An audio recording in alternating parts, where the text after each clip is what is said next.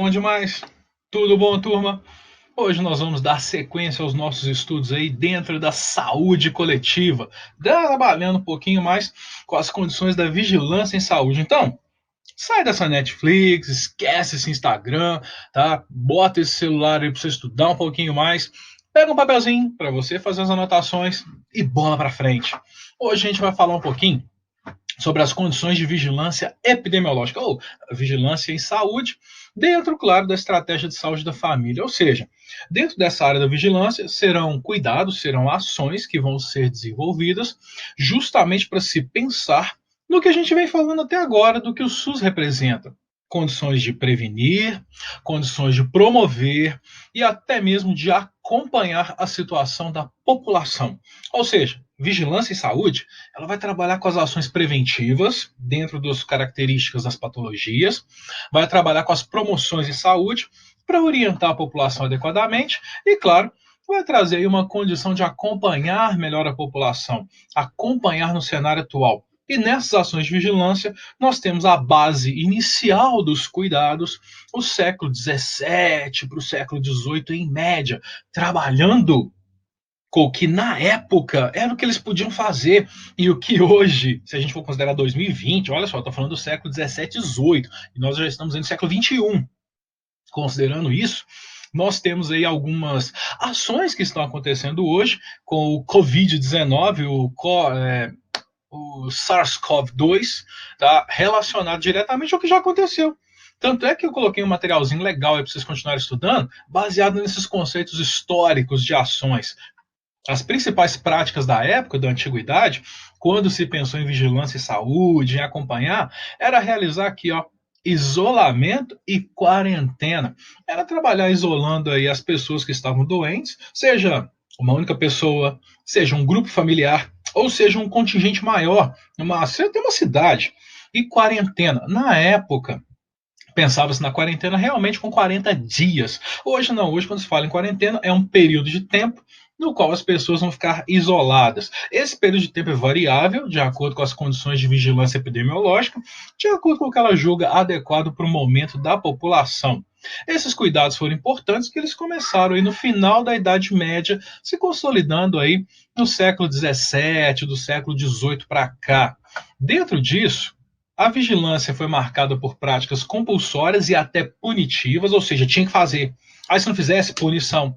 E o que gerou a criação de hospitais, tá, de isolamento, ou hospitais de separação. Isolamento não é no sentido assim, não, vai ficar isolado. Não, é questão de separar, de segregar, de fazer com que ficasse longe de outros casos. E aí, tuberculoso, ranceniano, alguns casos até de saúde mental. Tanto é que aqui na região metropolitana nós temos alguns exemplos que eu já até falei para vocês. Que na época da construção, quando esses hospitais foram construídos, foram produzidos, gerados, eles eram hospitais de isolamento. O Júlia Kubitschek na área do Barreiro. Hoje não, com o crescimento de urbanização desenfreada, principalmente pensando nesse crescimento fora dos centros urbanos ou na periferia, ao redor do que é periférico, o que está no perímetro desse grande centro, é que houve aí a criação de casas e domicílios ao redor do Júlia. Mas quando ele foi criado para tratamento exclusivamente e inicialmente para pacientes tuberculosos, ele ficava isolado, no alto da montanha, cercado por uma floresta. Hoje não, hoje cresceu lá, a população passa ônibus na porta em tudo. Eduardo de Menezes, é outro que, se você não souber onde você está indo, você passa por ele e nem vê que ele está lá. Mas ele foi criado inicialmente de forma isolada, para as doenças infecto-contagiosas. Outro exemplo, o Hospital da Baleia, que é incrustado lá, que ele está construído no pé de um vale, num morro entre montanhas, até hoje isolado, mas com acesso mais fácil, tem até ponto final de ônibus lá dentro. Outro exemplo que eu posso falar para vocês, a Colônia Santa Isabel, lá no Citrolândia e Betim. Quando ela foi construída no modelo até mesmo de vou falar assim, um bairro, uma cidade. A pessoa ia para lá para ser tratada, mas ela morava lá. Ela tem casa lá, família lá, residência lá dentro. Então, assim, são construções que foram baseadas nesse controle epidemiológico de isolamento, para não deixar a patologia se disseminar, para não deixar a patologia espalhar. Hoje, nós temos ações do Covid voltadas para minimizar essa transmissibilidade. A condição principal que é trabalhada hoje são ações de prevenção, mas não no sentido de que ninguém vai contaminar. A ideia é controlar as contaminações para que os atendimentos eles sejam feitos de forma gradativa. Tá? A ideia principal, tá, é fazer com que esses atendimentos eles aconteçam da melhor forma e na estrutura que existe e que é disponível para isso. No século XVIII, com base na teoria das miasmas, a vigilância começa a ganhar um caráter até sanitário. Como assim? Acreditavam, eles não tinham conhecimento ainda não, acreditavam que a patologia era transmitida pelos odores, pelos vapores que eram liberados por matérias em putrefação, por corpos mortos, apodrecidos. E a partir de então, como eles acreditavam que esses vapores é que liberavam as doenças, eles começaram a trabalhar com as ações de vigilância sanitária, começaram a trabalhar com as limpezas, desinfecção, higienização dos ambientes. E claro que houve um desenvolvimento da microbiologia, e até mesmo conhecimento das transmissões de micro-organismos, o que fez aí crescer um pouco mais esse conhecimento na vigilância epidemiológica.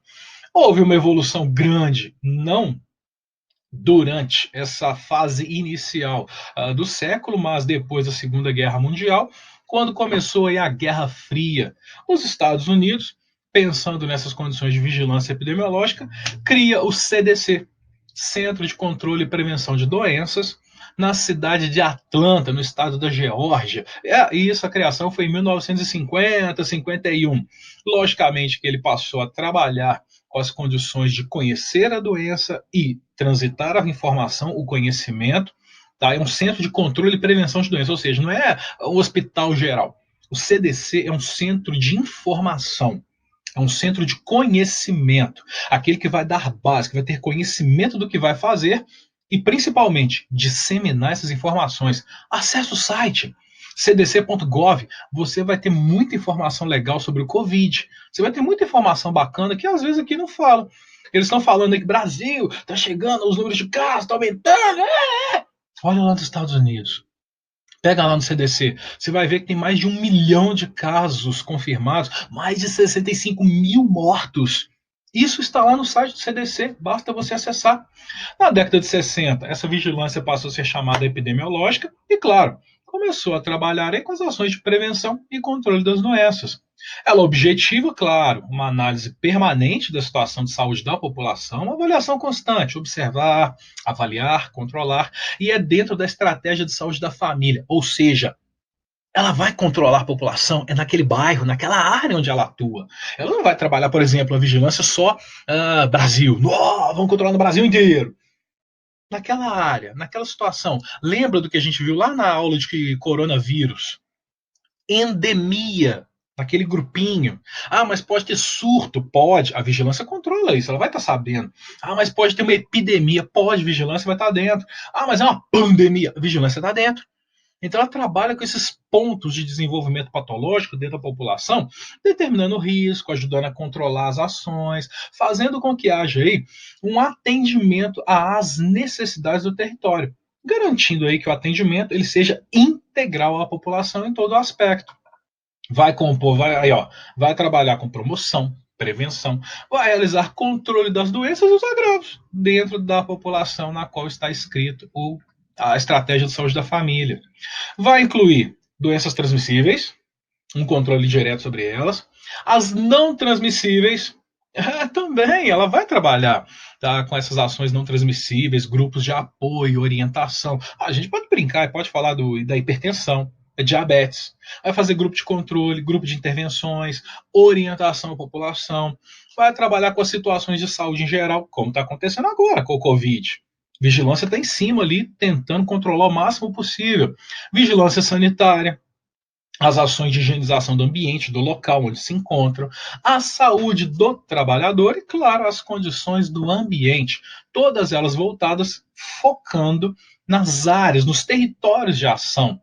Logicamente, que é um processo que tem sido trabalhado ultimamente dentro da vigilância sanitária, são ações importantes que existem no nosso dia a dia, a gente sabe disso, e o ponto-chave que a vigilância precisa trabalhar, que a questão da saúde da família tem que trabalhar de forma geral, é o que a gente sempre falou, que eu sempre batalhei com vocês há muito tempo.